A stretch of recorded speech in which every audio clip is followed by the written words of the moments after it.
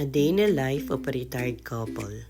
Buti na lang magandang panahon ngayon, tumigil lang pag-ulan. Kaya yung DIY namin, yung project namin ng aking hobby ay gagawin namin today. Maglalagay kami ng screen net dito sa aming gutter para hindi matambakan ng mga dahon kasi pag tag-ulan at saka pag mahangin, naiipon dyan. So ang nangyayari pag sobrang dami na ng dahon, natatambak na dyan, aawas na yung tubig. So eto na, naikabit na niya yung net screen. By the way, may nagtanong nga pala kung saan daw ako nagluluto ng tuyo. Actually, dito ako nagluluto sa aking small dirty kitchen. Pag mga tuyo or pritong isda, dito ako sa labas nagluluto. Yan, may mga gamit din ako dyan dito sa aking dirty kitchen na bukod doon sa gamit ko sa loob. Very simple lang ang aking dirty kitchen at napakaliit lang.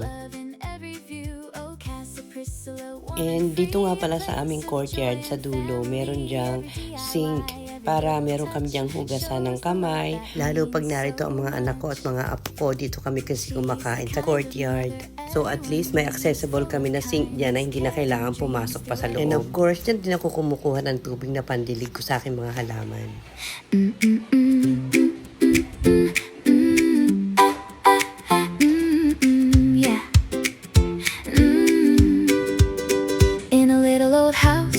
With stories on the wall, love kept shining through it all.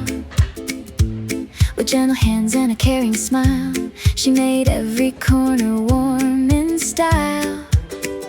Paint and flowers, candles glowing, little dreams just keep on growing. Every piece she made with love feels like blessings from above. She turned simple into beautiful things with heart and soul in everything. A home once old now softly shines, a masterpiece through space and time. Oh, Casa Priscilla, cozy and bright, filled with laughter every night. From an old house to a dream come true, made with love in every view. Oh, Casa Priscilla, warm and free, a place of joy and family. Every DIY, every little touch shows the love that means so much. Thank you so much for watching. Follow for more. Like, comment, and share. Bye-bye. Full of